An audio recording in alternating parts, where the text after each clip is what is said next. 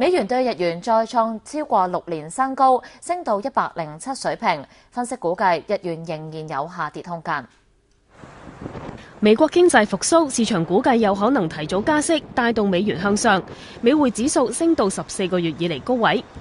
但另一方面，日本央行暗示如果有需要，會進一步推出寬鬆措施，令美元對日元升到08年9月份以嚟最高。美元對日元一度觸及107.3日元嘅水平。單計今個星期，美元對日元已經升咗大約2%。我哋年底咧就睇108嘅，咁但係因為咧近排個波動真係幾大咧，咁逐漸咧已經去到我哋年底嘅目標啦。咁我相信你話如果衝到去110呢啲位咧，都係有機會嘅。瑞銀預測出年年底日元會跌至115嘅水平。